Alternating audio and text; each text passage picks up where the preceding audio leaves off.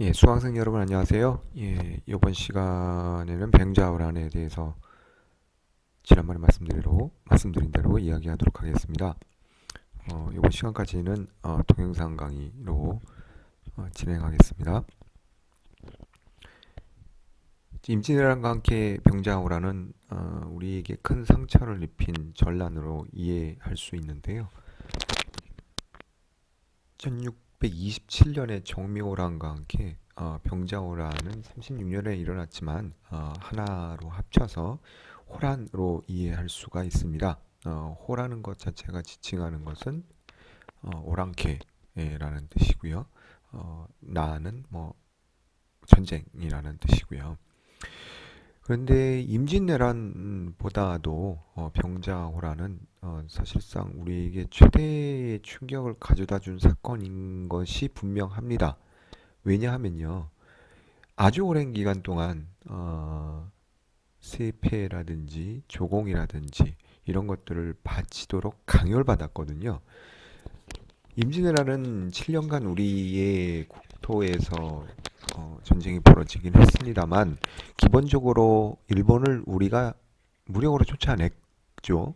승리한 전쟁이다 보니까 7년 이후 그리고 좀 더 엄격히 이야기하자면은 초반부에 충격을 받은 이후에는 사실상 큰 충격은 받진 않았어요. 어느 정도 비교해 봤을 때. 그러나 이제 병자호란 같은 경우에는 전쟁을 겪는 시기는 아주 짧았지만 그 이후에 청으로부터의 압박이 상당히 오랜 기간 동안 정이 멸망하기 이전까지 어떻게 보면 지속됐다고 할 수 있거든요. 그러다 보니까 우리나라 역사상 가장 충격이 큰 전쟁이었다라고 할 수가 있습니다. 건국 이후에 여러 차례 침입을 받았고 전쟁을 겪었지만 항복을 하고 그리고 항복에 대한 대가를 치렀던 전쟁이었기 때문에 그 충격은 더 컸다라고 말할 수 있습니다. 더더군다나 육체적으로도 물리적으로도 충격을 입었던 것은 사실인데요. 정신적으로도 큰 충격을 받았습니다. 자기보다 못하다고 우리보다 못하다고 생각했었던 오랑캐에게 항복을 한 사건이었거든요.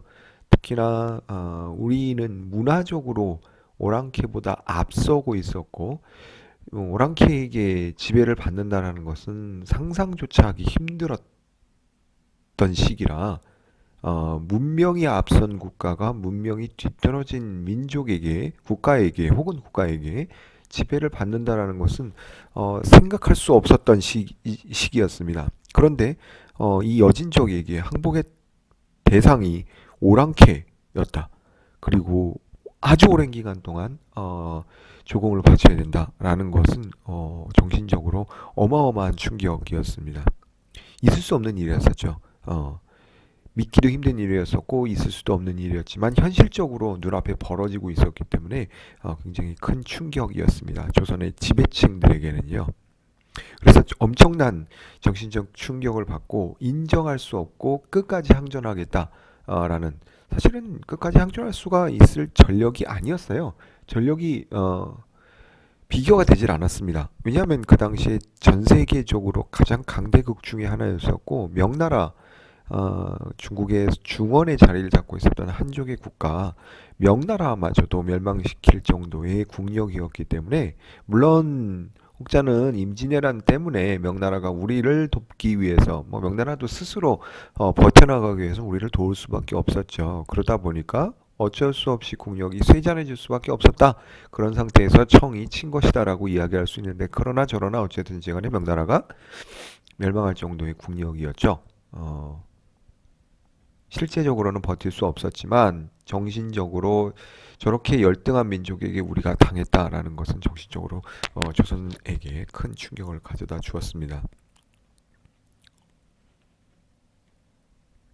조선만 여기서 쭉 쑥 빼놓고 생각을 하자면요. 중원에만 대륙으로만 역사의 흐름을 점검해 보자면요. 명청이 교체하던 시기였습니다. 명나라에서 청나라로 교체되던 시기였습니다. 어, 명나라가 중국의 한족이 중심이 된 나라였었고 청나라는 기마민족이었었던 여진족이 중심이 된 국가였습니다.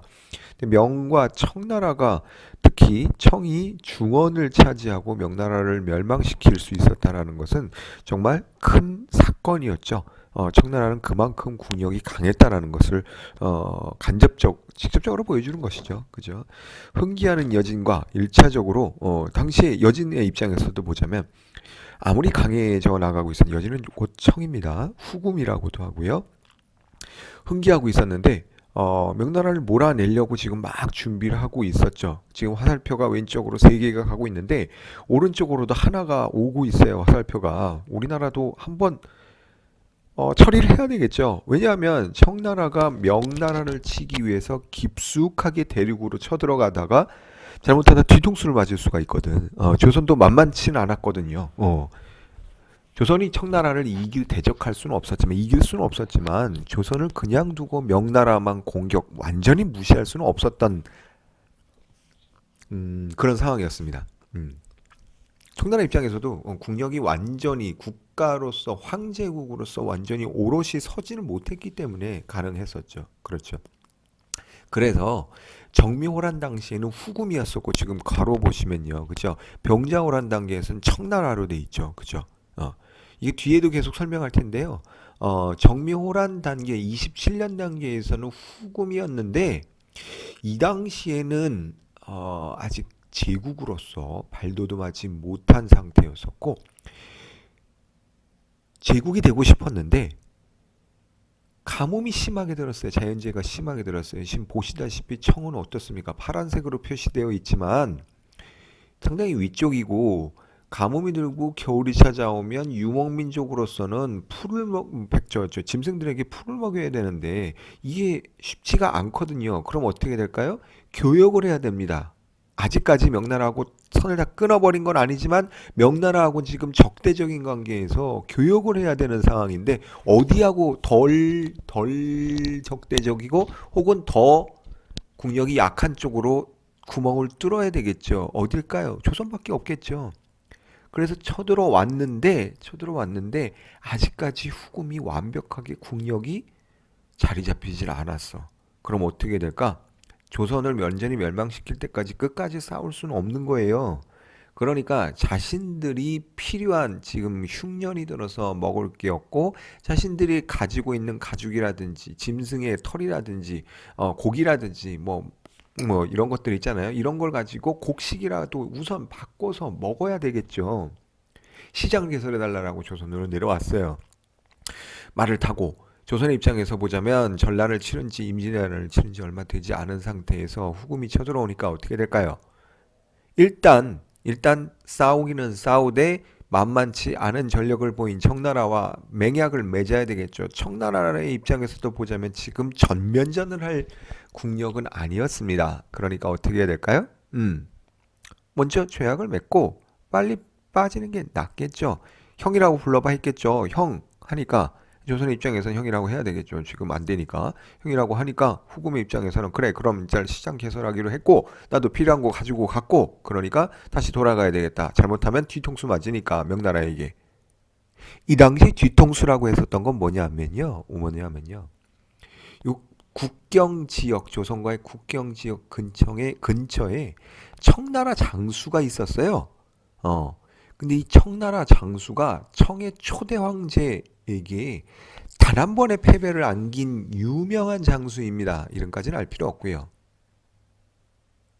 청나라 입장에서 보자면 어떨까요? 이 장수가 아직까지 살아 있으니까 후덜덜 하겠죠. 아니죠. 정미호란을 일으켜가지고 조선에 쳐들어왔는데 조선에 깊숙이 들어왔다가 퇴로를 막히게 되면 앞에서 공격당하겠죠. 특히나 이 당시 명나라에 있었던 청나라가 후금이 가장 무서워했었던 장수는 특히 대포를 활용하는데 아주 능수능란했다라고 해요. 이 당시 포가 홍이포라고 하는데요. 몰라도 됩니다. 불랑기포라고도 하고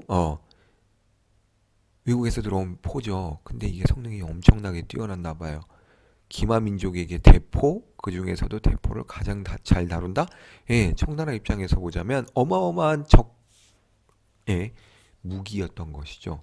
살아있으니까 뒤가 간질간질했겠죠. 병자호란 이전에 후금 당시일 때 정묘호란으로 조선에 왔을 때 어떻게 될까요? 빨리 필요한 것만 챙겨서 가야 되겠죠. 근데 이 장수가 원숭환이라는 장수인데요. 이름은 몰라도 됩니다. 장수인데 결국 나중에 가서 이 장수가 반란을 꾀했다라는 누명을 쓰고 죽습니다. 그러니까 이때는 어떨까요? 예, 누르하치에게 청나라의 초대 황제에게 최초의 패배를 안겼던 장수가 사라져 버리니까 청나라 입장에서 보자면 감사하겠죠. 그렇죠. 그리고 시간이 지나면서 약 10년 정도가 흐른 1636년 10년 정도가 흘렀는데 이 당시 이렇게 시간이 흐르게 된 상태의 후금은 국력이 상당히 강력해진 상태였습니다. 이때는 어떨까요? 예. 완전히 멸망을 시켜야 되겠죠. 조선에게 항복을 제대로 받아야 되겠죠. 그리고 이 당시에는 청으로 이미 황제국을 선포한 상태였습니다. 황제국을 선포했는데 주변에 아직 살아있는 자가 조선이라는 나라가 있는데 청을 황제로 여기지 않는다라고 한다면 면목이 서겠습니까? 안 서겠습니까? 면목이 서질 않습니다. 반드시 항복을 받아야만 하는 형세였습니다. 청의 입장에서 보면요. 이런 상황에서 병자호란과 정묘호란이 일어난 것이죠.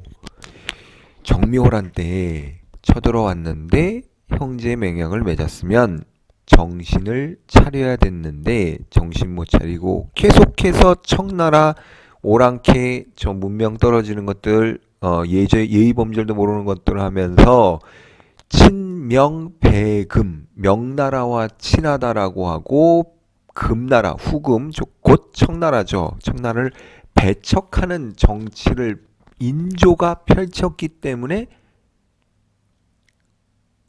병자호란은 인조가 자초한 것이다 라고 보는 것은 맞지 않다라는 것이죠.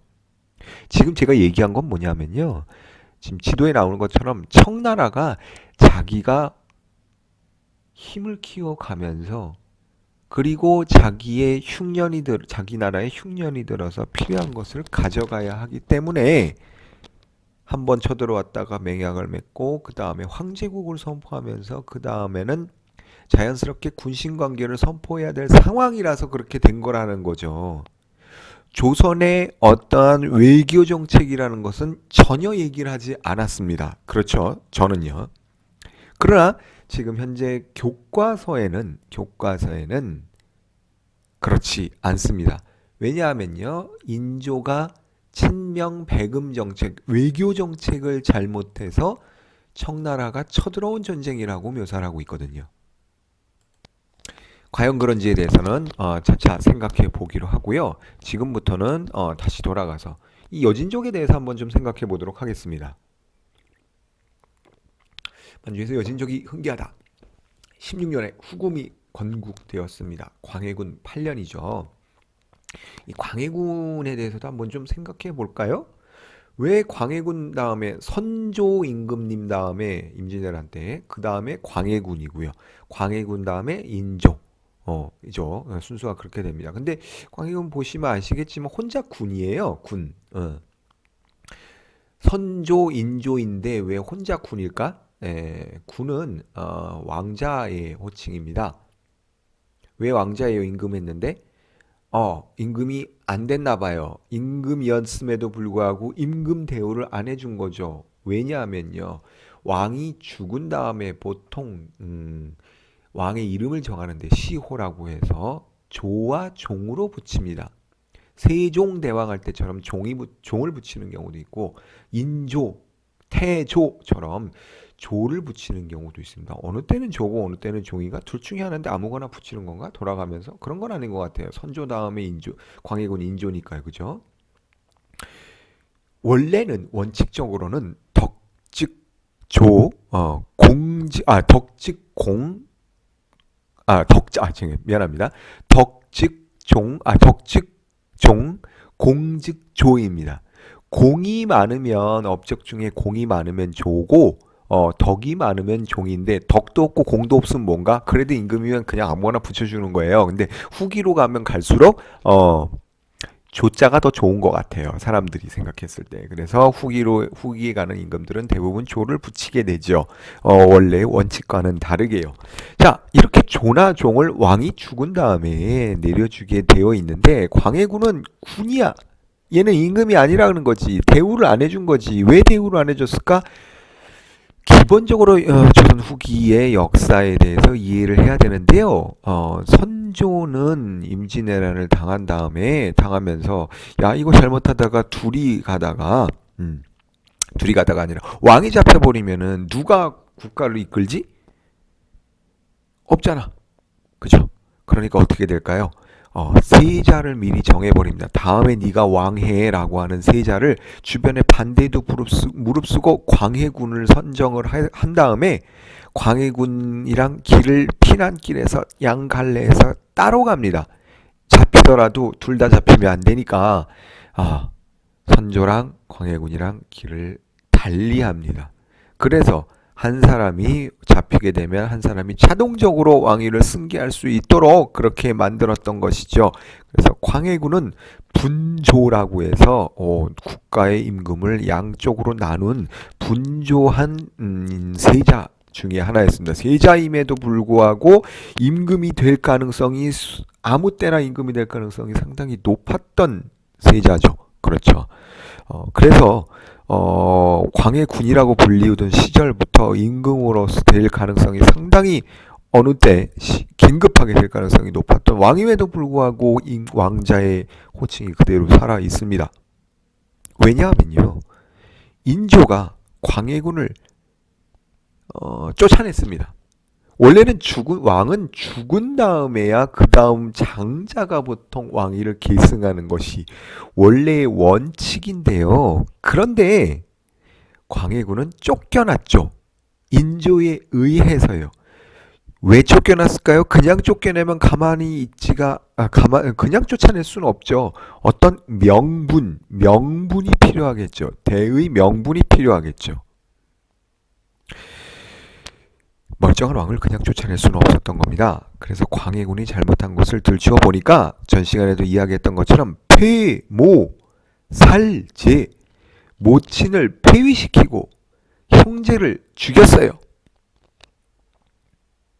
물론 진짜 모친은 아니지만 계모이지만 모친을 폐위시키고 그 자리에서 국모의 자리에서 폐위시키고 형제를 쫓아내고 자기가 왕위에 올랐다라는 것이죠. 이건 엄마 아버지 부모도 없고 형제도 없고 이건 뭐 시정착배나 다름없다. 우리 인류의 모범이 되는 국가, 성리학으로 단단히 무장한 국가에서 이런 광해군 같은 사람이 왕위에 계속 있다라는 것은 나라의 수치요 국가의 수치다. 뭐 둘 다 같은 말인가? 아무튼 그렇게 생각을 했나 봐요. 그래서 인조가 군사들을 모아가지고 밤에 들어와서 광해군을 쫓아내죠. 폐위시키죠.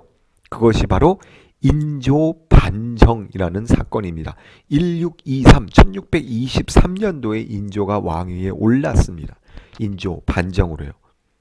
반정이라는 뜻은 뭐냐면요. 중종 반정, 인조 반정 딱 두 가지가 있거든요. 조선에서요. 중종은 누굴 몰아냈냐면 연산군. 말 안 해도 이름만 들어도 나쁜 사람이라는 것을 알 수가 있겠죠. 연산군을 몰아냈었고요. 인조는 광해군을 몰아냈죠. 왜 몰아냈냐? 지금까지 이야기했었고요. 그 다음에 몰아내는 과정이 자신들은 나쁜 대로 이건 뭐 몰아냈는데 내가 더 나빠하면 안 되죠. 몰아냄으로써 좋은 것, 바른 것을 내가 다시 세우려고 한다라는 그런 뜻으로서 반정, 돌이킬 반자이다. 반대할 반자인데 여기는 돌이키다라는 뜻이 있습니다.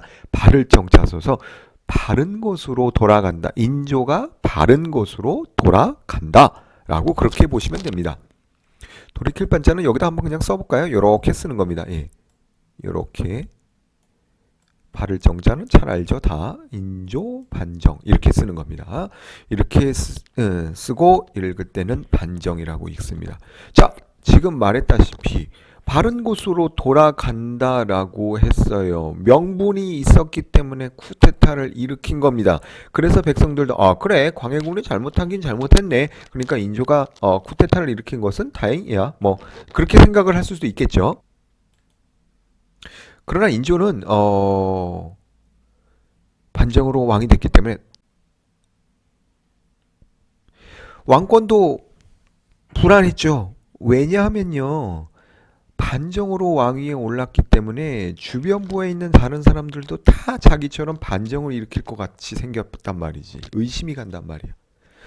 아닌 게 아니라 1년이 지난 다음에 이 성격이 괄괄하다 할 때 그 괄자죠. 이 괄이라는 사람이 난리를 한번 일으킵니다. 난리를 일으키는데 이 사람은 인조 반정 때에 군사적인 도움을 줘서 인조가 반정에 성공하는데 어마어마하게 큰 역할을 했던 사람입니다. 그런데 인조가 공신으로 상을 주는데 2등짜리를 준 거예요. 자신이 1등 받을 거라고 생각을 했는데. 그리고 자기를 발령을 했는데 저 북쪽에 장수로 발령을 낸단 말이지. 북쪽에는 어때요? 오늘날로 치면은 휴전선 근처에다 발령을 낸 거예요. 여진족이 많이 쳐들어오기도 하고 후금이 아직 살아있는 그 단계에 그쪽에다가 파견을 해버리니까 별로 기분이 좋지는 않았겠죠. 군사력도 가지고 있겠다. 어떻게 할까요? 이거 뭐 인조나 나나 다를 게 뭐야. 반정을 다시 한번 일으키면 되지 않을까? 라고 해서 1년이 지난 후에 논공행상에 불만을 느끼고 다시 난리를 일으킵니다. 인조 임금이 저 아래 공주까지인가요? 아마 피난을 갔던 사건입니다. 어마어마하게 큰 사건이죠. 이런 상황에서 인조는 어땠을까요? 왕위가 불안불안했겠죠. 그렇죠. 무엇보다도 또 다른 사람이 난리를 일으킬까봐 봉기를 할까봐 어마어마하게 무서워해서 모든 군사 작전은 허락을 받고 하고 웬만하면 하지 말라. 군사 이동은 절대로 없게 하라. 이동하게 되면 발각 즉시 반란으로 간주하겠다라는 그런 명을 내림으로써 국경 지역에서도 군사적인 훈련을 할 수가 없었어요. 이 무슨 일입니까? 군사가 훈련을 못한다면 군사가 조련이 될 수 있을까요? 제대로 된 침략에 방어할 수 있을까요? 안 됐죠. 실제로 청나라가 쳐들어왔을 경우에 왔던 시기에 북방에서 국경을 수비하던 장수가 내가 훈련이라도 제대로 하고 이렇게 속수무책으로 후금에게 당했더라면 억울하지는 않겠다라고 이런 소회를 밝힐 정도로 인조는 군사적인 움직임에 상당히 민감했습니다. 어찌됐던 건 간에 1623년에 인조가 왕위에 올랐습니다. 명분론에 상당히 집착할 수밖에 없었죠. 나는 명분으로서 정당해. 그러니까 광해군을 쫓아낸 것은 당연하지. 광해군이 못됐으니까. 나는 안 못됐으니까 내가 왕위에 있는 것도 괜찮아. 라고 생각을 했습니다. 1627년에 인조 5년에 정미호란을 당하면서 형제국으로 맹약을 맺습니다. 만 청은 만족하지 않고 국력을 더 키워감으로써 1636년에 다시 국호를 청으로 하고 칭제, 황제로 칭하고 군신관계를 요구했습니다. 요구하지 않을 수 없죠. 요구 안에서 조선이 안 받아주면 황제로서 칭제했는데 깡패 조직에서 저희가 1인 넘버 1이라고 했는데 넘버 2나 넘버 3가 인사를 안 하면 그건 안 되겠죠. 그죠? 군신관계를 요구하면 조선이 받아들여야 했습니다. 그러나 조선이 거부를 합니다. 난 너 같은 저기 임금은 둔 적 없어. 왜냐하면 넌 좀 무식하잖아. 짐승 털 달린 옷 입고 다니고 난 털 달린 옷 입은 애하고 별로 상관하고 싶지가 않아. 라고 하니까 청의 입장에서 보자면 가만두면 안 되죠. 면박당한 거니까. 전면적 침략을 하고 여기에 항복을 하게 됩니다. 1644년에 중원을 완벽하게 차지합니다. 명나라를 축출하게 되었던 거죠. 다음 슬라이드 볼까요? 예. 슬라이드가 안 넘어가네. 자, 그러면 병자호란의 전개 과정에 대해서 한번 살펴보도록 하겠습니다. 이건 뭐 단순한 전개 과정이니까요. 무척 빨랐다. 결과는 어마어마하게 빨랐답니다. 예. 4만 명이 압록강을 건너서 진격해온다라고 생각을 해 보십시오. 대부분이 말탄 병사들이고요. 어마어마하죠. 진짜 지축이 울릴 겁니다. 예, 12월 9일 날 그것도 음력이니까 어마어마하게 추운 이 북방 지역 엄청 춥습니다. 그죠? 4만 명이 건너왔습니다. 강을 건너서요. 언 압록강을 건너왔겠죠. 12월 14일 서울에 도착합니다. 600km를 5일 만에 주파를 합니다. 그럼 얼마예요? 하루에 100km 이상 간 거네. 어마어마하죠. 100km면은 예. 어마어마합니다. 어쨌든 어마어마한 겁니다. 기병이죠. 그러니까 거칠 것이 없었다라는 거죠. 소식을 듣고 오전에 야 이렇게 빨리 올 줄 몰랐던 거죠. 인조 일행이 우리의 파발보다 훨씬 빨리 왔을 가능성이 있는 거죠. 거의 파발이랑 동시에 왔거나 북쪽에서 쳐들어온다라고 봉화를 설치를 해서 빨리 보내야 되는데 봉화가 성공했나요? 안 했나요? 이때도 성공 안 한 것 같아요. 아무리 봐도 성공 안 한 것 같죠. 봉화는 우리 역사상 조선의 역사상 한 번도 단 한 번도 성공한 적이 없습니다. 나중에 또 이야기를 하겠습니다. 강화도로 피난을 위해서 출발했는데 야 청군이 벌써 거기에 중간에 와서 차단을 해버립니다. 김포 나루에서. 강화도는 섬이니까 어쨌든 그 당시엔 섬이니까요. 기마민족이었었던 청나라가 아무래도 좀 불리하지 않을까라는 생각에 의해서 강화도로 철을 정해서 간 것이었는데요. 원나라가 쳐들어왔을 때도 그랬죠. 고려의 원나라가 안 되겠어요. 못 갈 것 같아요. 그럼 어떻게 해야 돼? 거기서 당하나? 최명길이 청군 지휘부로 들어갔습니다. 주화를 주장했던 최명길이죠. 청군 지휘부로 들어가서 협상을 형 잠시만요. 잠깐만 좀 있어 보세요라고 하는 동안 인조와 조정 피란 행렬은 남한산성으로 들어가게 됩니다. 오늘날의 남한산성으로요. 남한산성은 천년의 요새에 가깝습니다. 아주 깊은 산골이기도 하거니와 아주 산 위에 설치되어 있어서 산으로 그 성을 함락시키기 위해선 거의 산 전체를 포위해야만 가능한 일이었는데 불가능했죠. 그래서 거기서 버티면 됐는데 버티기가 쉽지가 않았죠. 12월 15일 하루 만에 청군이 남한산성을 포위했습니다.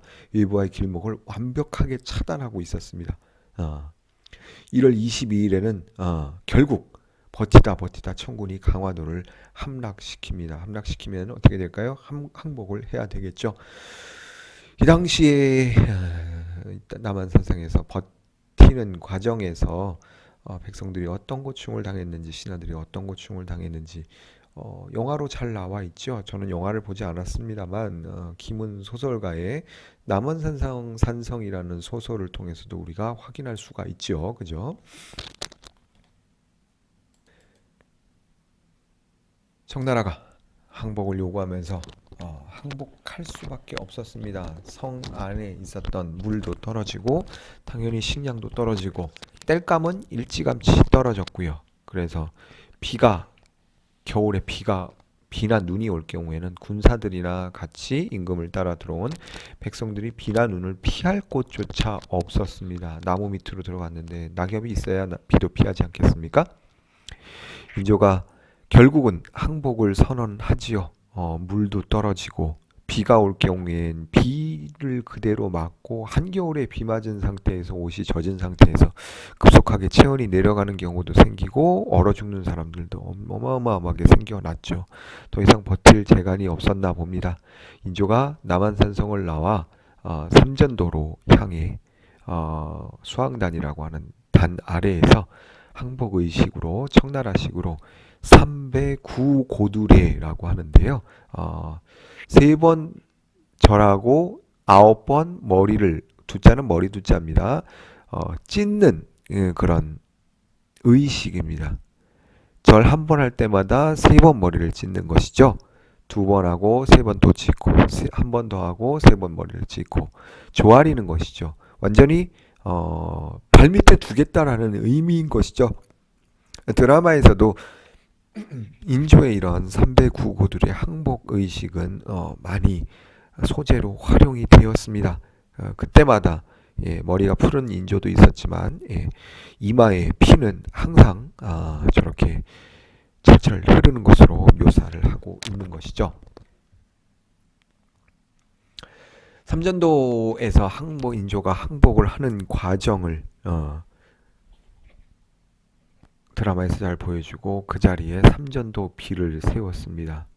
이곳에서 인조가 청나라의 황제에게 항복을 했다라는 것이죠. 아래와 같이 수왕단에서 군사들이 지켜보는 가운데 머리를 조아렸습니다. 한나라의 임금으로서 할 수 없는 행동이죠. 고종대에는 그래서 이런 치욕의 역사가 있습니다. 야, 이거 좀 치워라 제발. 강물에 던져버리자. 13년에는 일제는 야, 강물에 던진 거 다시 건져와. 이 얘네 지배받았던 거 얘네 원래 이런 애들이야. 이런 식으로 보여주려고 했던가 봅니다. 광복 후엔 주민들이 다시 땅에 파묻었습니다.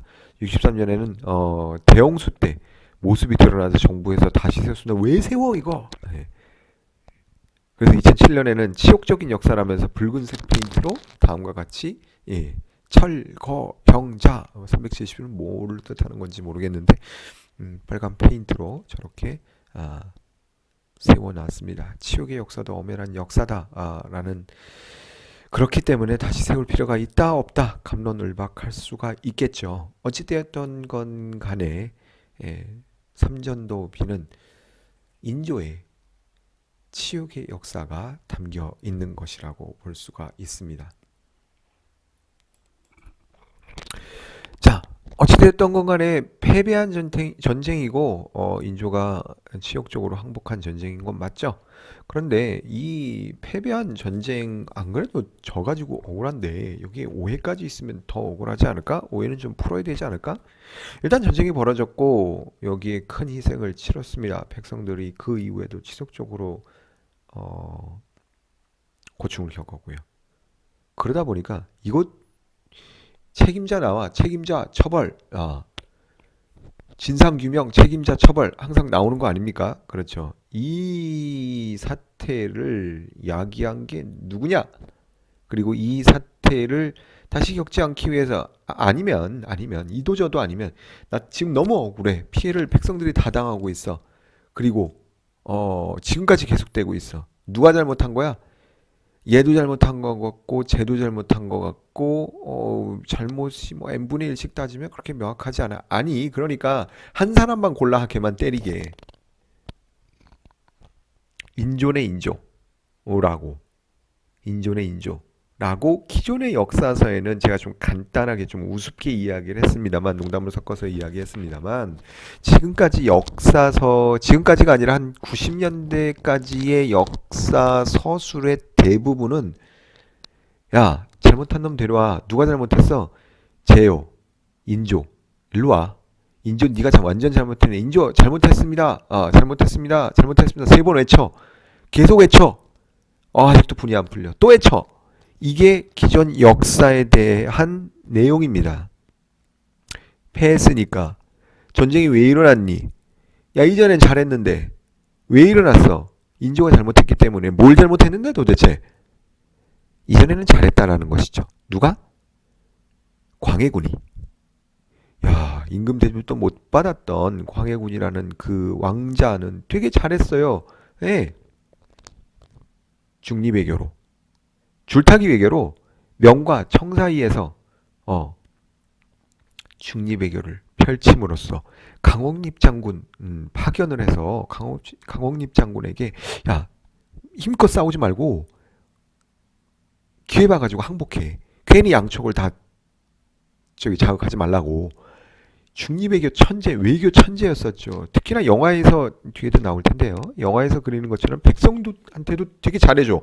그 영화 광해에 나오는 것처럼 가짜 임금 광해가 진짜 있었던 건 아닙니다. 그거는 사실이 아닙니다. 대신 광해군 자체가 대동법을 실시한 건 맞아요. 시작한 건 맞아요. 100년이 걸렸지만.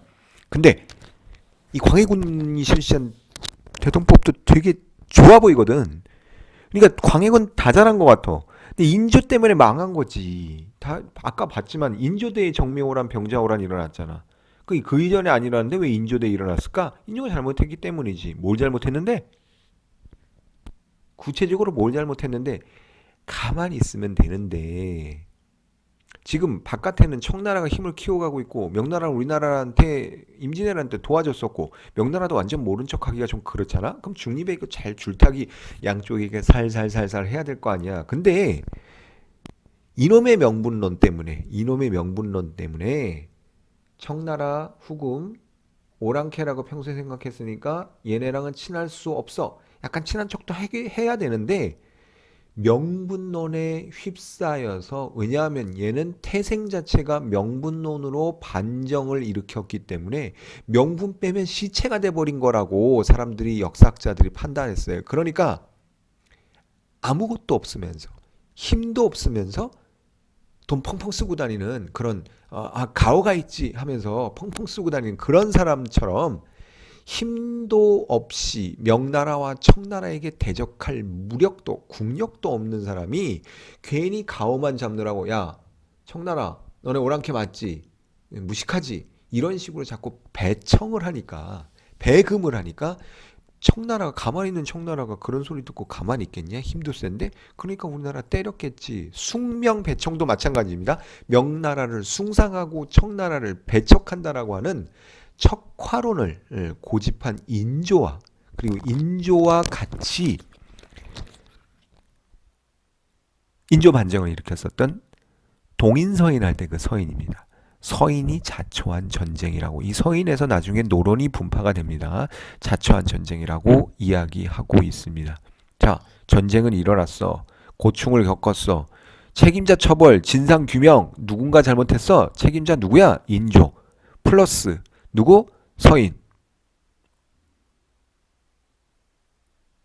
특히나 이 서인들은 부패했어. 나중에 보면 알겠지만 땅 많이 가진 사람들, 경화사족들 다 이 서인이거든. 부패했지. 그러니까 청렴한 우리 임금님 광해군을 몰아냈다라는 거야. 그럼 얘네들이 좋은 사람일까 나쁜 사람일까? 좋은 사람일 순 없겠지. 슬기로운 광해군을 몰아냈어. 왜 슬기로울까? 외교 정책도 출타길 잘했으니까. 책상 앞에서 척화하자라고 하는, 이 후금을 몰아내자라고 하는, 배척하자라고 하는 이러한 논의는 실제로는 별로 쓸모가 없는 탁상공론이라는 것이지. 만약에 직접 국경에 가서 청나라 군사들을 한번 만나봐봐. 이런 말이 나오나? 책상 앞에서 청나라는 오랑캐, 그러니까 우리랑은 섞일 수가 없어. 청나라 나쁜 놈, 무식한 놈, 이렇게 책상 앞에서 이야기하니까 전쟁이 난 건데, 이것이 인조와 서인이다. 책임자 처벌해야 되겠지. 역사에서 단죄하라. 인조와 서인은 단죄하라. 라고 역사학자들은 이야기했어요. 근데 결과적으로 보자면 이게 아니에요. 인조와 서인 정권이 잘못한 건 아니야. 아까도 이야기했었지만 뭐죠? 청나라는 그냥 자신들의 정책에 따라서 침제하게 되면서 자신들의 국력에 따라서 쳐들어오고 말고를 결정하지, 조선이 까불까불 내가지고 그래서 조선 한번, 이거 안 되겠는데? 한번 때려줘야 되겠는데? 이래서 쳐들어온 게 아니에요. 그래서 제가 오해라고 한 거죠. 인조 반정으로 자초한 거라고 했는데 이게 아닙니다. 그래서 빨간색으로 잘 보이게 해놨는데요. 스스로 초래한 전쟁인가? 아니에요. 왜? 조선은 오직 명을 섬겨야 한다는 대의만을 붙들고 소모의 세월을 보내다가 전쟁이라는 화를 자초했다. 이거 다 역사학자들이 아주 옛날에 쓴 글입니다. 반정 정권이, 인조 반정 정권입니다. 친명 반청 정책, 숙명 배금, 뭐 아무튼 다 같은 말입니다. 정책을 급격히 전환하여 후금과 충돌했다. 급격히 전환하여 누구랑 다르게? 광해군과. 이런 오해를 하고 있었는데요. 전쟁의 본질은 그게 아니에요. 청이 기존 맹약을 일방적으로 파괴한 겁니다. 자기의 필요에 따라서. 조선의 군신관계를 강요했습니다. 병자 호란 단계에서. 조선은 일관되게 형제관계를 유지하려고 노력했습니다. 당연하죠. 힘이 너무 센데. 청이 필요에 의해서 조선을 침략한 겁니다. 황제국으로 선포한 이후에 조선을 그냥 둘 수가 없었기 때문이죠. 청이 조선에 대해서 우호 약속을 깨고 이미 시장을 개설을 했어요. 잘 지내자. 우리 형하고 불러주면 나도 동생 아우 하면서 잘 지낼게. 여기에 대한 청나라는 약속을 지킬 의무가 있었는데 자기가 칭제하면서부터 그때는 뭐 마음이 바뀌었는지 옛날 생각이 안 나는지 도발을 했습니다. 도발한 지점은 우리가 어디로 가버렸나요? 약속을 안 지키면, 시간 약속을 안 지키면 안 지킨 사람이 잘못한 거잖아요. 전쟁의 본질은 우리가 잘못한 것이 아니라 청에게도 잘못이 있었던 거예요. 왜 우리는 우리 스스로에게 자꾸 이러한 굴레를 씌우고만 있을까요?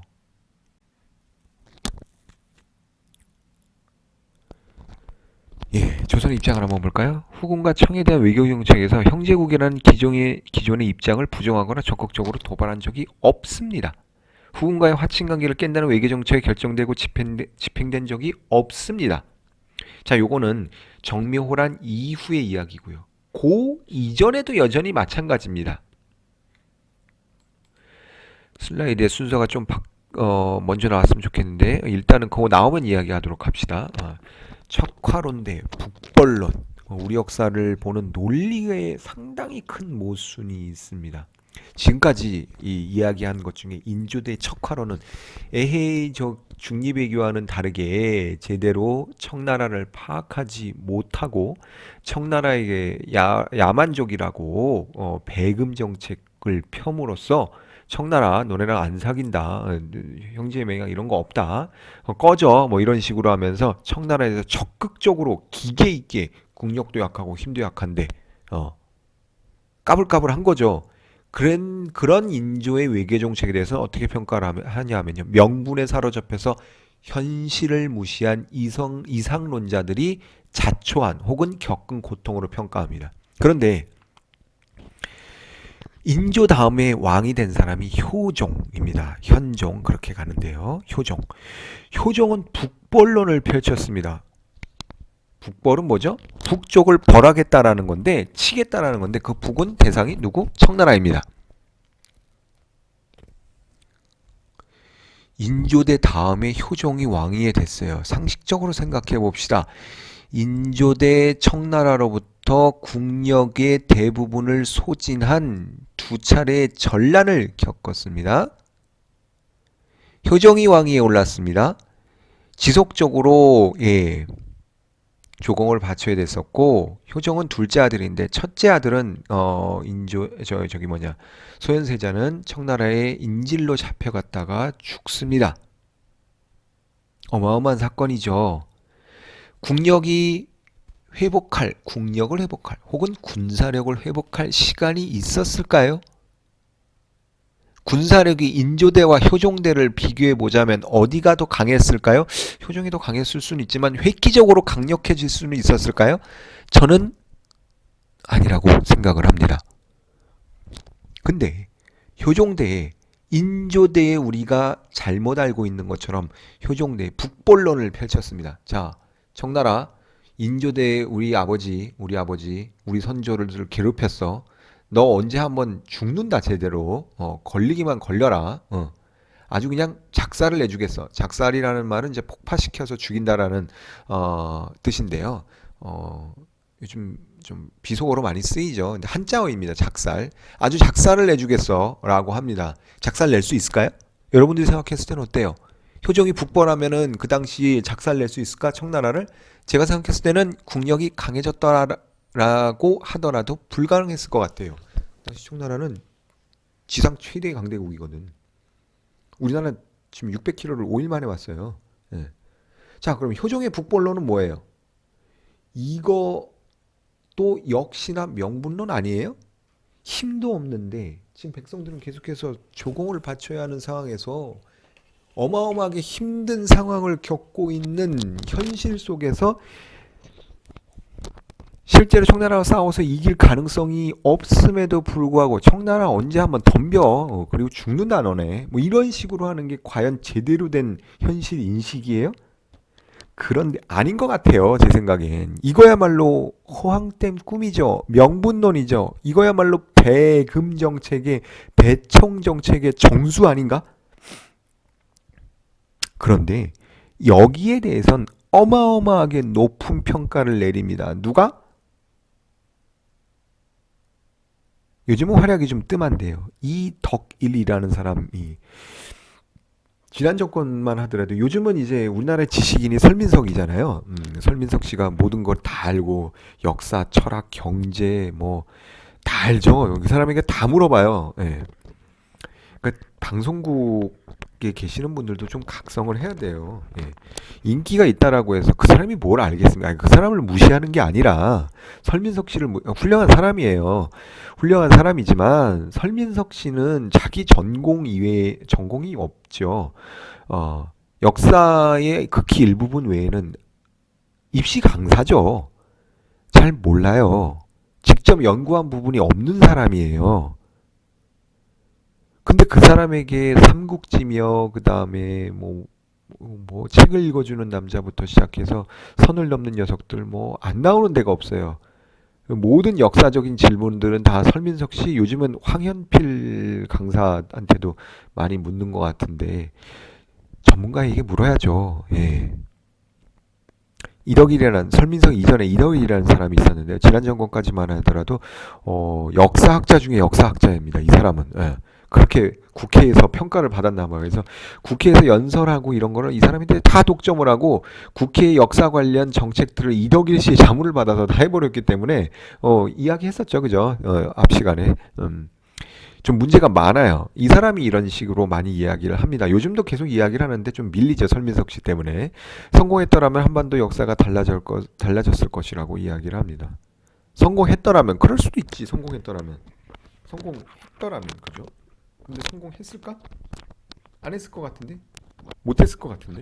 예, 이죽되는 게 아니라 예, 할 수가 없죠. 예. 그럼 북벌론과 초카론의 차이는 뭐야? 똑같을 때 내가 봤을 땐 북벌론이나 척화론이나 국력이 청나라보다 강하지 않음에도 불구하고 무력으로 청나라를 치겠다라고 하는 거예요. 현실적으로 봤을 때 전력이 약한 상황 똑같고 전력이 강한 상대 똑같고 차이가 있나요? 똑같죠. 효종대청은 오히려 병자호란 한 때보다 더욱 강력한 나라가 되었습니다. 우리의 국력과는 관계없이요. 효종과 척화론자의 차이는 둘 다 마찬가지로 이상론입니다. 현실에는 이루어질 수 없는 꿈에서 제대로 후드려 패는 모습만 머릿속에 가지고 덤비는 것이죠. 그런데 평가는 다릅니다. 척화론은 현실을 무시한 이상론이라고 이야기를 하고요. 실제로 그렇지 않았음에도 불구하고 북벌론은 현실의 승자가 될 수 있는 긍정적인 방책으로 볼 수가 없는데도 불구하고 우리는 이것도 마찬가지로 북벌론도 마찬가지로 굉장히 높이 평가하는 그런 설명들을 교과서에 굉장히 많이 반영되고 있는 것이 사실입니다. 과연 그럴까요? 아닌 것 같아요. 예. 그다음에 병자호란에 대한 또 오해를 검토해 보도록 하겠습니다. 두 번째 오해는요. 영화 광해에서 일조를 많이 했습니다.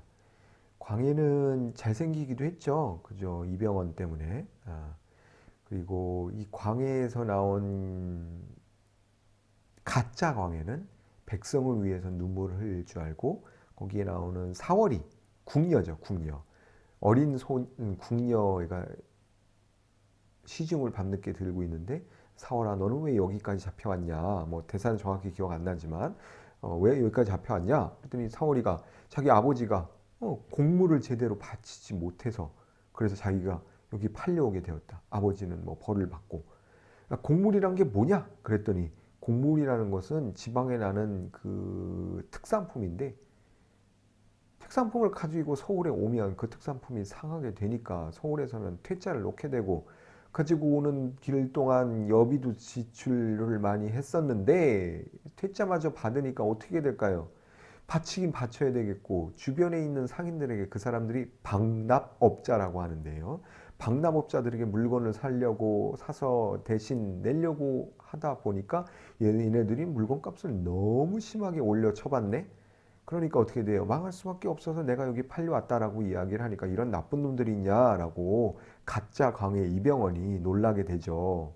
그러고 그 전까지는 이 신하들에 의해서 조정을 당했었는데 도승지, 도승지가 알려주는 대로만 했었는데 조정의 회의에 가서 그 소위 말하는 서인들, 아주 나쁜 자신들이 대동법을 반대하는 나쁜 서인들에게 반대를 하면서 대동법 백성들에게 좋은 건데, 왜냐하면 특히나 대동법은 특산품을 이제 더 이상 현물로 내지 말고 뭘로 내는 거예요?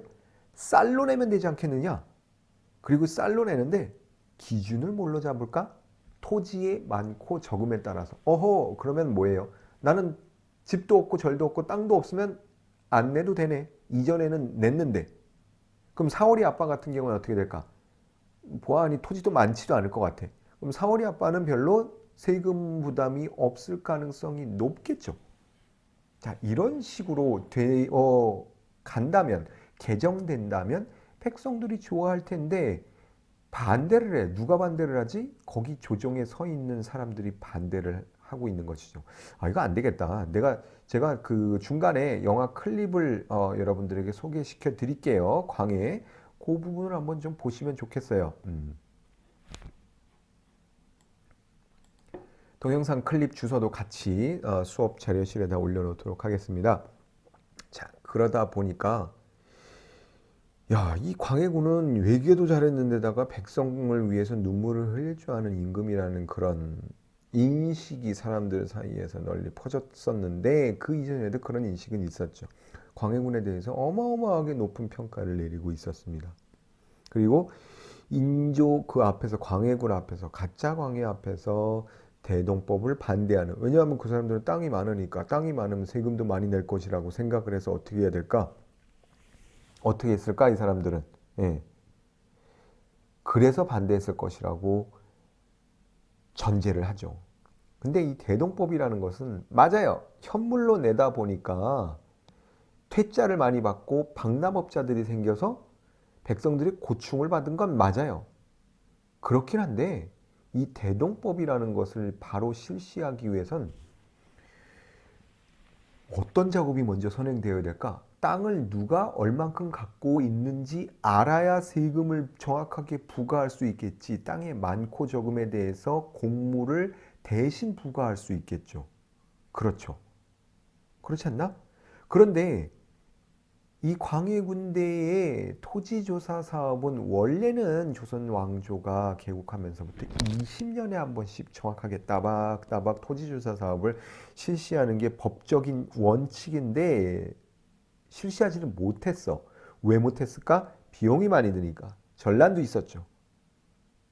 이런 상황 속에서 100년 전에 토지 소유자의 이름을 가지고 이름이 올라와 있는 토지대장 가지고 세금을 부과하다 보면은 이거 세금이 제대로 부과가 될까? 안 되겠지.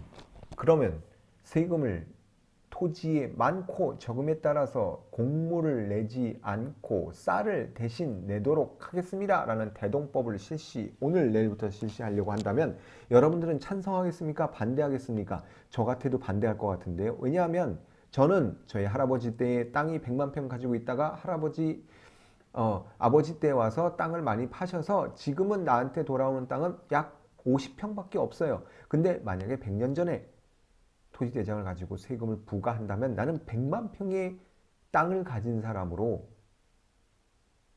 오해받아서 세금을 많이 낼 수 있으니까 이런 경우가 있을 수 있잖아. 그리고 내 땅을 사간 사람은 옛날에는 땅이 없었는데 지금은 내 땅을 사갔으니까 땅이 많음에도 불구하고 100년 전 토지대장을 기준으로 세금을 부과한다면 세금을 안 내겠지.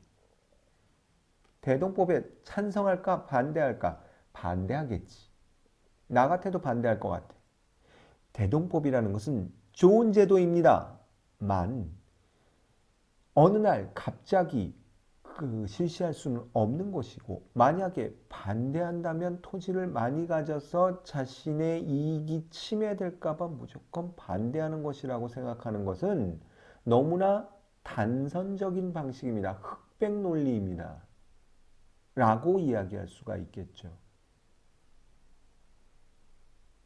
즉 광해군은 좋은 임금일 수도 있고 나쁜 임금일 수도 있고 판단은 유보합시다. 그런데 이 대동법 하나만 놓고 봤을 때에는 섣부른 판단을 한 것이면 분명합니다. 그렇다고 대동법을 실시하자라는 게 나쁜 것은 아닙니다. 하지만 전면적인 실시, 그래서 경기도에 처음 실시되었죠. 처음에는요. 광해군에 대해서도 높은 평가를 할 수가 있지만 인조는 안 그런데 광해군만 그랬다라고 보기엔 좀 많은 아쉬움이 있는 것이죠.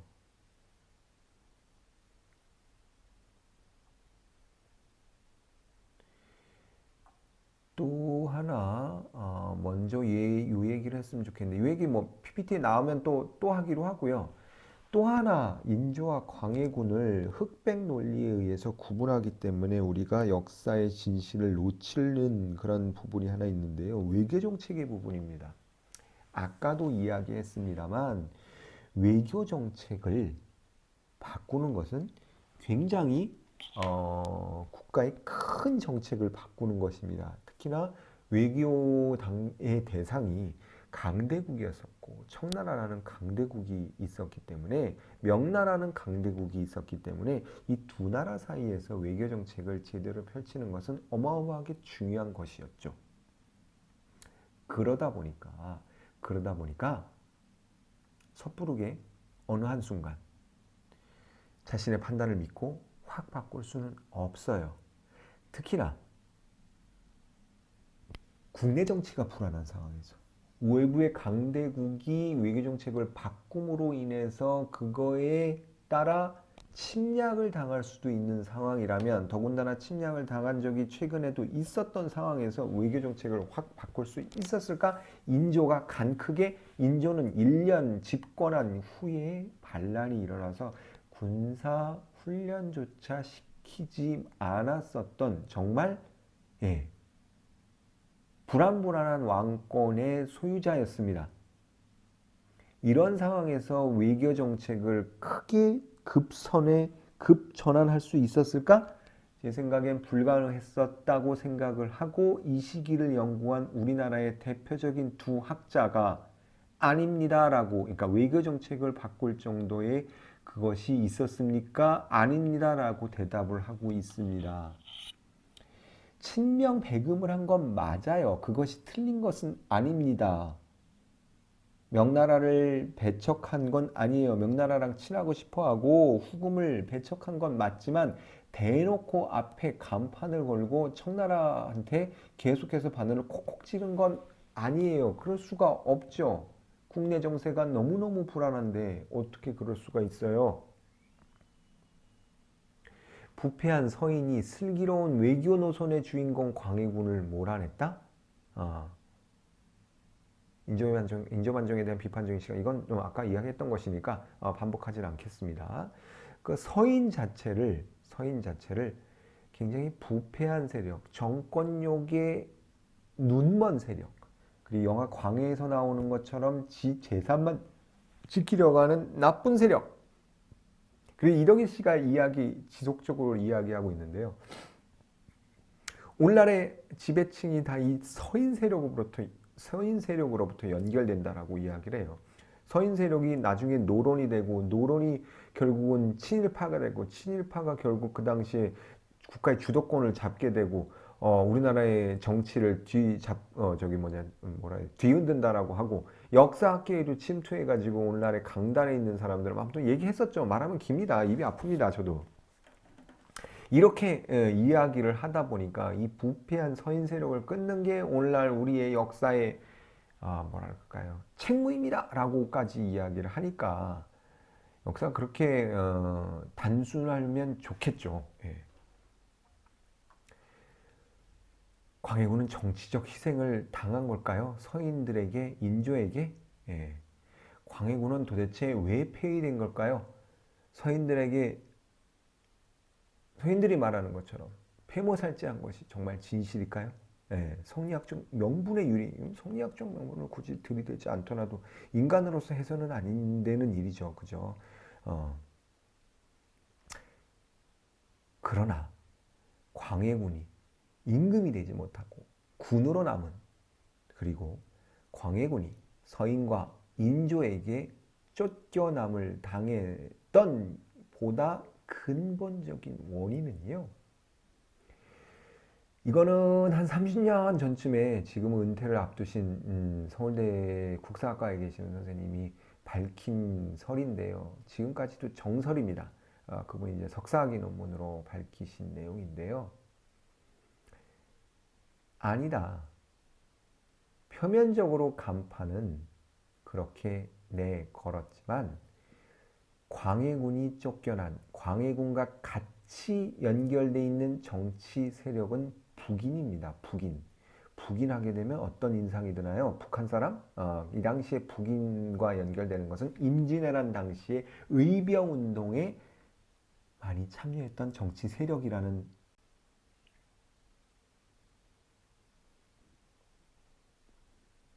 예, 중간에 이게 곰TV로 녹화하는 중인데 중간에 20분이 한계라서 중간중간 이어붙이고 있습니다. 여러분들에게는 마치 계속 이어서 강의하는 것처럼 연기를 하고 있습니다만 중간중간 떼어 붙이고 있는 중입니다. 다시 한 10초간 쉬었더니 다시 앞에 내용을 까먹었어요. 이 서울대 국사학과에 계시는 선생님이 주장하시는 바는 뭐냐면요. 북인, 광해군과 연결되는 정파 북인이 이전까지에 있었던 정치 질서를 뒤엎었어요. 깽판을 쳤어요. 이전에 있었던 정치 질서는 도대체 뭔가요? 그러면은 이 당시만 하더라도 붕당 정치라고 했었죠. 붕당 정치, 붕당이 생기면서 붕당이 서로 정권을 차지하고 견제와 균형을 이루다 보니까 그 당시엔 보기 드물게 견제와 균형의 원리가 잘 지켜진 정치제도의 모범이라고 할 만한 그런 국가 체제, 정당 정치 모범이었습니다. 그런데 그 이후에 이제 환국, 숙종대 환국이 벌어지죠. 환국보다 환국은 뭐냐면 양쪽이 서로 싸우는 거예요. 한쪽이 한쪽을 공존하지 못하고 한쪽을 완전히 몰아내야만 되는 겁니다. 예. 요즘으로 치자면 국민의힘 당과 민주당이 같이 있어야 되는데 국민의힘 당이 정권을 잡거나 혹은 민주당이 정권을 잡으면 국민의힘 당은 그냥 축출돼 버려요. 정당 해산 이런 식으로 돼버린 거예요. 그러면 엄청나게 싸움이 격화되겠죠. 국가의 정치가 경색되겠죠. 이래선 될까요? 안 될까요? 안 되죠. 정당 정치도 마찬가지고요. 두 당이 공존하는 게 훨씬 좋지요. 이런 상황에서 왕의 입장에서 싸움을 중지시키기 위해서 뭐죠? 인재를 고루 당색과 관계없이 고루 등용해 쓰겠다라고 선포한 사람이 바로 영조와 정조 같은 탕평군주입니다. 붕당, 환국으로 격화되니까 왕이 중재자가 되어서 싸움을 말리고 내가 인재 뽑았을 테니까 너네들은 싸우지 말아라는 것이죠. 그걸 탕평정치라고 하고요. 탕평군주였었던 정조가 갑자기 급서 돌아가심으로 인해서 이 광활한 싸움을 말리려면 권력이 굉장히 세야 됩니다. 그죠? 탕평정치는 암이 있습니다. 어두운 면이 있습니다. 그것은 국왕권이 어마어마하게 강력해졌죠. 근데 이 국왕권을 훌륭한 임금이 다 차지를 하고 있었는데 갑자기 돌아가시니까 정권의 공백이 생기죠. 이 정권의 공백을 누가 메울까? 세도 가문, 힘센 가문들이 차지하게 되면서 세도 정치로 벌어지게 됩니다. 즉 붕당, 환국, 탕평, 세도 정치. 이게 조선 정치사의 흐름인데요. 아직까지 광해군대 인조대는 붕당 정치란 말이야. 근데 북인이 정권을 다 독차지해. 야, 임진왜란 때 솔직히 너네 까놓고 뭐 했어? 의병 일으킨 사람 우리 북인들 아니야? 다 숨어 있었잖아. 아니 우리도 있었는데 그래도 대체적으로 임진왜란 당시에 목숨을 바치면서까지 향촌 사회를 지키고 국왕권을 옹이하려고 했었던 우리 북인들은 좀 대접해야 되는 거 아니야? 인간적으로 죽을 각오로 싸웠잖아. 그럼 북인들을 좀 대접을 해줍시다. 광해군 북인들을 다 정권에 등용을 시켰지. 그러니까 어떻게 될까? 나머지 붕당들은 불만을 가질 수밖에 없겠죠. 정치 질서를 파괴했어요. 누가? 북인이 붕당의 공존의 원칙을 무시했다라는 것이지. 어떻게 될까? 반대표 입장에서 보자면 야 이거 인간적으로 좀 작작해야 되는 거 아니야? 북인 작작합시다. 나눠 먹읍시다. 꺼져. 라고 하니까 제가 좀 간단하게 이야기해서 좀 비속어를 써서 이야기를 한다면 대략 이런 그림입니다. 그러니까 인조와 서인 세력들이 붕당의 질서를 와해시킨 북인과 광해군을 몰아낸 것입니다. 라고 이야기를 하고 계시는 것이죠. 폐모살제는 간판, 그것도 원인이었지만, 즉 정치적인 질서를 회복하는 차원에서 인조 반정이 일어난 것이라는 거죠. 이러한 상황에서 인조는 광해군과 동일한 외교 노선, 특별히 바꾸지 않은 외교 노선을 고수했습니다. 청나라가 어마어마하게 커져 나가고 있었기 때문인 거죠. 예, 광해군 정책이 실제 잘했어요. 예, 후금과 유연한 외교 정책을 폈습니다. 하지만 후금 제어 정책이었고 후금을 조선과 대등한 존재로 여기질 않았습니다. 표면적으로는 그 속뜻으로는 후금과의 관계에 있어서 크게 다르지 않고 얘네를 높이 평가해 주는 건 아니었습니다. 그러니까 인조만 신명배금한 건 아니라는 것이지. 후금을 치는데 필요한 병력을 좀 보내달라. 명나라하고 후금하고 아직 서로 힘이 남아 있을 때 서로 싸우고 있던 시기에 명나라가 원병을 파병해 달라고 요구했어요. 우리나라는 또 우리나라 도와줬잖아. 그렇지? 안 갈 순 없지. 예. 근데 괜히 파견했다가 강홍직 장군이라고 파견이 됐는데 괜히 파견했다가 후금의 원한을 사서 한 대 맞으면 어떡해. 어마어마하게 큰 사건이 되겠지, 유선에는. 그래서 가서 잘 보고 있다가 직접 싸워서 명나라나 후금으로부터 둘 다 뭐 이렇게 원한을 받지 말고 중간에서 중립해결 잘 해가지고 알아서 잘해라 그냥. 그 알지 느낌 뭐 말 안 해도 알지 뭐 이런 식이었던 거예요. 예. 명예 압력을 회피하는데 성공을 했어요. 맞아요. 대단한 거죠. 예. 그럼 광해군과 인조의 차이점은 뭔데 정묘호랑과 병자의 두 번의 난이 다 이 당시에 일어났던 거야. 결론적으로 차이가 없다라는 거예요. 우리가 뭘 하든 집권 신료들의 기조는 동일했습니다. 명분론자였습니다. 그 당시 북인들이라고 명분론자가 아니었을까요? 맞습니다. 달라진 건 뭐냐면 후금과 청해 세력이 크게 달라졌습니다. 후금 단계와 청해 단계에 있어서 얘네들의 여진족의 국가의 권력이 어마어마하게 큰 차이가 있었던 것이죠. 더욱 강성해진 청은 중원의 패권을 장악을 하기 위해서 명과 정면 대결을 합니다. 인조대 조선정부의 선택지는 대결이냐 항복이냐의 갈림길밖에 없었습니다. 광해군대처럼 줄타기 외교하다가 양쪽으로부터 더 맞는 거 혹은 침략을 피할 길이 없었다니까. 네. 라고 주장하시는 분이 최근에는 역사학계에서 많이 나오고 있습니다만 아직까지도 이런 교과서뿐만이 아니라 그 역사 강사들, 좀 일타 강사들, 설민석이니 뭐 황현필이니 뭐 이런 사람들 이야기할 때는 친명배금 정책을 주 원인으로 이야기를 하고 있죠. 예. 예, 화친의 유지를 주창한 세력은 인조 반정의 핵심 인물이었습니다. 병자호란 때에 실제로는 계속 강경 기조를 유지하다가는 정말 몰살당할 수가 있거든요. 화친을 주창했습니다. 인조반정의 핵심 인물이다 보니까 이것들 또 명분에 휩싸여 가지고 청나라하고 화친하자고 주장하는구나. 예. 라고 서인들을 깎아내리기 일쑤였습니다. 하지만 인조 반정에 대해서 그리고 인조의 외교 정책에 대해서 우리가 좀 다시 살펴봐야 합니다. 인조에 대해서 무조건 비판적으로 바라볼 것이냐에 대해서는 우리가 좀 재고해야 된다는 것이죠. 당시 상황을 당쟁으로 재단하는 것은 식민주의 사회의 부정적인 평가와 맞닿아 있습니다. 조선 후기 집권층에 대한 부정적 평가, 외세에 의한 조선 왕조의 멸망의 책임을 부과하는 것과 다를 바가 없습니다. 누가 왕이 되더라도 피할 수 없는 상황이었고 그 상황은 명나라도 피해갈 수가 없었던 것이죠. 그럼 우리는 그렇게 당하는 것이 우리의 운명인가요?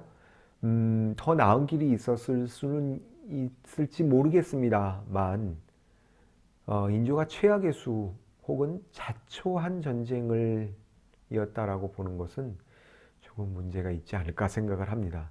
우리의 정치에 대해서 우리의 역사에 대해서 너무 혐오감을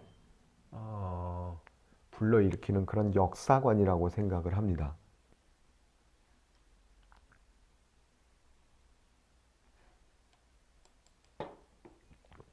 그러면 촉하로는 탁상 공론이었는가? 예, 결과는 아니었다라는 것이죠.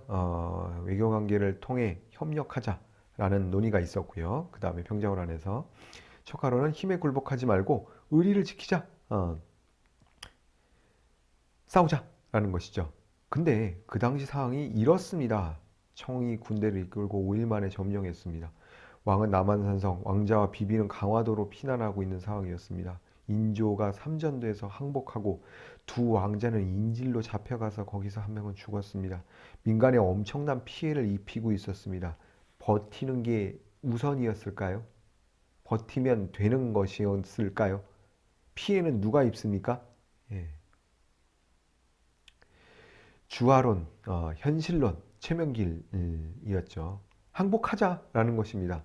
척하로는 뭐예요? 싸우자. 우리가 오랑캐에 굴복할 수 있느냐? 라는 것이죠. 이 둘 다 나름대로의 의미가 있습니다. 답은 없습니다. 똑같이 그 상황에 저를 갖다 놓는다 그래도 정확히 어떻게 헤쳐나가야 될지 저도 답이 안 서는 것은 사실입니다. 예. 원칙을 지키는 경이라고 하는데요. 그 다음에 일시적인 방법, 임시방도를 권이라고 한자어로는 그렇게 씁니다. 임시방법, 명분을 지키는 것도 중요하지만 지금 백성들이 피해를 입고 잘못하다가는 모두 몰살당하는 상황에서 척환을 주장한다는 것은 너무 너무 너무 무책임하지 않느냐라는 것이죠. 그래서 최명길은 주화론을 주장한 것이고 척화론은 그래도 우리가 오랑캐 민족에게 이렇게 당하는 것이 맞느냐 끝까지 싸우자라는 것이죠. 예. 서로 상호 보완을 합니다. 예. 청나라에게 조선의 사대부에 만만치 않은 기계를 보여줬다라고 하는데 보여줬는지는 잘 모르겠습니다만 그렇게 평가하는 사람도 있습니다. 현실 타계 방법론상의 이견, 다른 의견이었을 뿐 기본적으로는 유교 명분론자라는 둘 다 성리학자라는 공통점이 있습니다. 청에 대한 인식은 기본적으로 같습니다. 토대는 같다라는 것이죠. 예. 둘 다 잡혀갔죠. 잡혀가서 심양의 감옥에서 둘이 만나 이런 마음을 이런 대화를 나누었다라고 이야기를 하네요. 자, 어찌되었던 건 간에 인조가 항복을 함으로써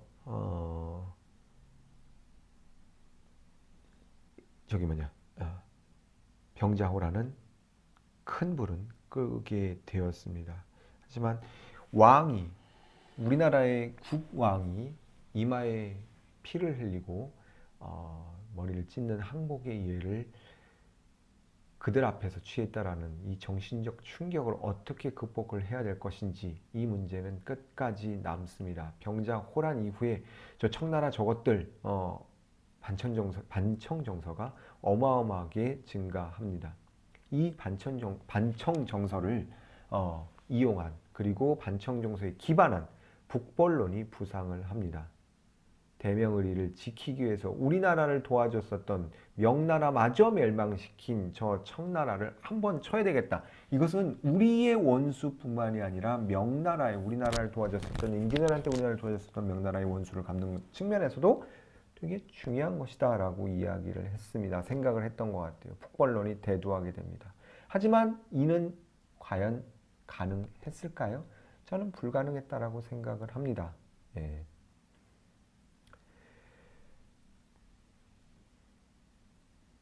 다음 볼까요? 예. 그러나 시간이 지나면서 시간이 지나면서 이 현실에서 일어날 수 없는 북벌론을 더 이상 고수하는 것이 과연 옳으냐, 바르냐? 이제는 북벌론에서 중화주의로 뭔가 좀 새로운 이념으로 나아가야 되지 않겠냐라는 사상이 나옵니다. 생각들이 도출되게 됩니다. 야, 이미 세상의 중심, 세상의 도리를 가지고 있었던 저 중원이 멸망해 버렸으니까 그 중앙의 도리가 어디로 가버렸을까? 지금 공중에 떠돌지 않을까? 그러면 세상의 중심을 자처하고 세상의 질서를 바로잡을 무언가 무언가 있어야 되지 않겠냐? 그럼 중국의 성리학을 제대로 배운 사람은 누굴까? 난가? 조선이 세상의 중심이 되자 조선 중화주의가 나타나게 됩니다. 17세기 이후에 성리학자들에게서 이런 인식이 발견되게 됩니다. 조선의 정치 질서는 공론을 기반으로 한 살림 세력이 주도했었는데 이 살림 세력들이 자신들의 역할을 세상의 중심에서 서서 질서를 바로잡아야 된다라고 생각을 했던 것 같습니다. 물론 기본적으로 얘네들은 중국의 의존적이었다라는 비판을 면하긴 어렵습니다만 중국이 사라진 상황에서 이제는 우리가 그 세상의 중심을 자처해야 된다라는 인식으로 나아갔다라는 것은 조금 발전했다라고 볼 수도 있겠죠. 그렇죠. 척화론을 계승한 그 척화론을 주장했던 그 살림 세력이 북벌론과 조선 중화주의를 채택함으로써 이후에 조선이 운영될 수 있는 사상적인 기반을 마련하게 된 거죠.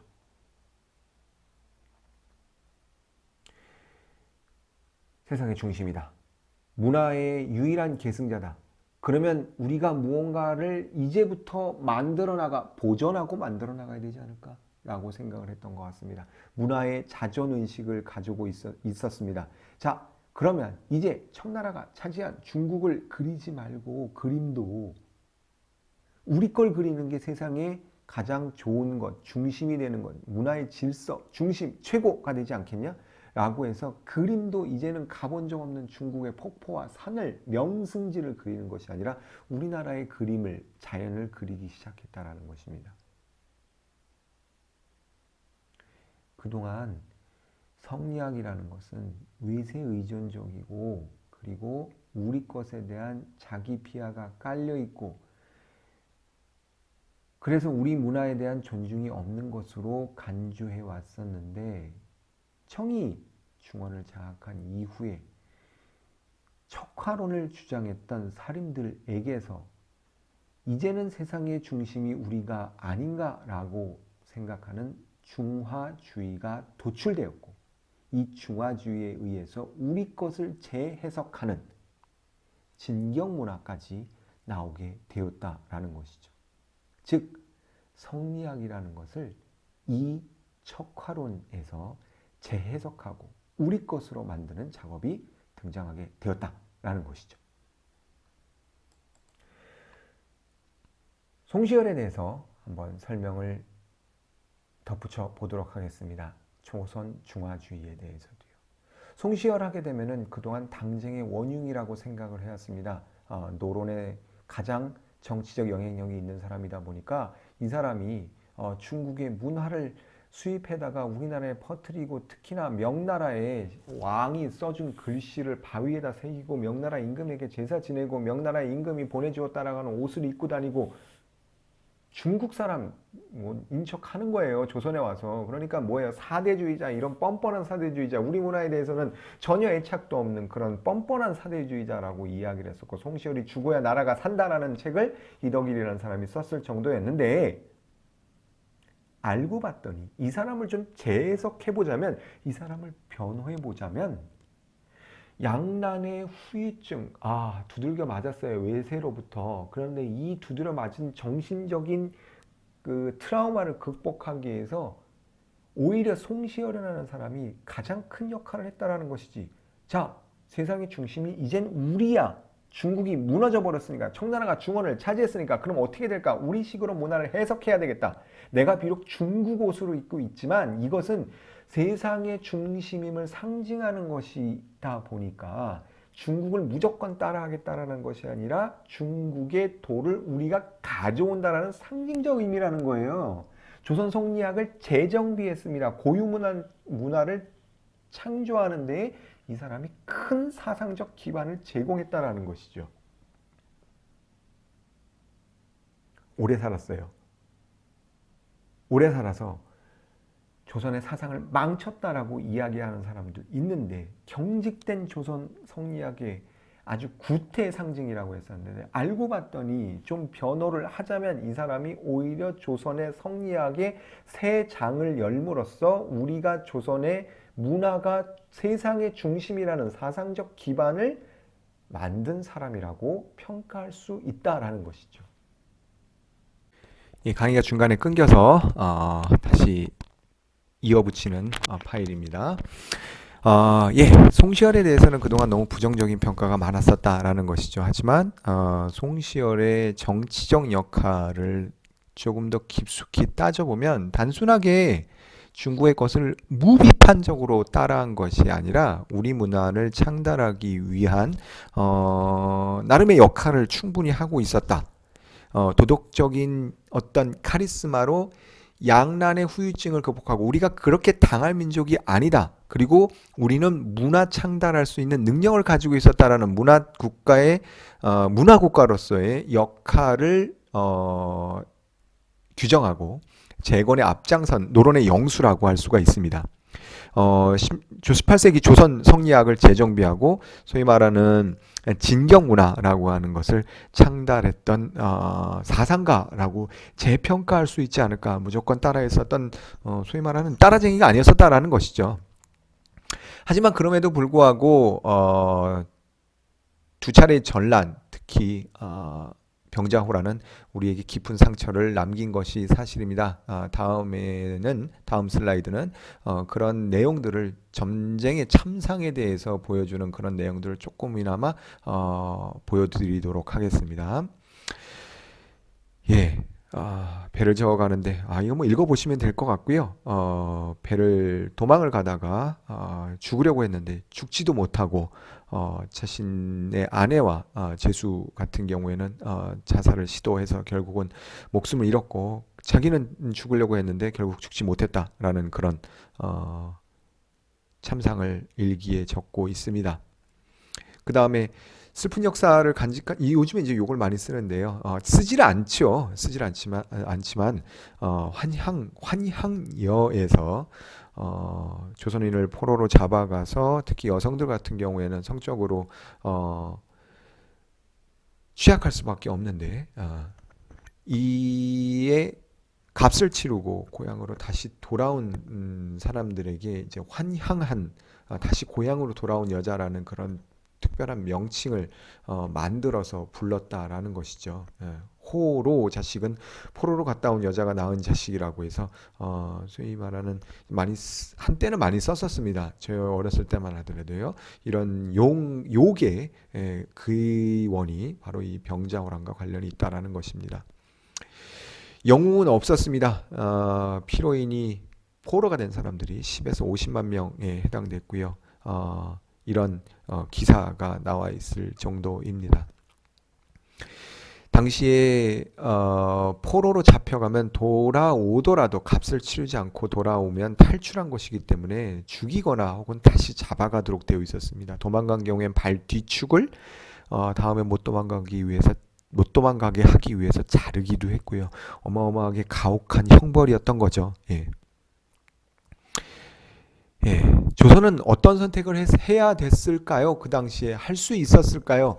어려운 일입니다. 답은 없습니다. 명과 청 사이에 놓인 그런 조선이 당시에 어떠한 역할을 할 수 있었을까? 그 화를 어떻게 하면 피할 수 있었을까? 리더십에 대한 생각도 해볼 수 있을 것이지만 과연 피할 수 있었을까에 대해서는 아직도 저도 답을 내리지 못하고 있습니다. 그렇다면 피하지 피하지 못할 반드시 겪어야만 될 전쟁이었는가에 대해서는 또 운명의 선택처럼 생각해 볼 수 있을 것 같습니다. 예. 다양한 측면으로 호란을 바라봐야 될 것 같습니다. 동아시아 변화하는 질서 속에서 큰 흐름 속에서 한반도가 어떻게 될 것인지, 그리고 청의 성장과 청의 쇠퇴, 조선 집권층의 무능과 무력도 물론 있죠. 하지만 전쟁의 피해자가 겪은 헤아릴 수 없는 비극도 우리가 놓쳐서는 안 될 것이라고 생각을 합니다. 전쟁 이후에 그러나 패배를 안고 무너져 내려가는 조선이 아니라 문화 창달에 힘쓰고 이를 계기로 조선 중화주의를 만들어서 문화적으로 성공할 수 있는, 성공까지는 모르겠지만 재건할 수 있는 그런 기반을 마련했다는 측면에서 단순하게 우리나라가 일본이나 그 이전에 생각했던 것처럼 비난받아야만 하는 저급한 수준의 문화였는지에 대해서는 우리가 재고해야 될 필요성이 있습니다.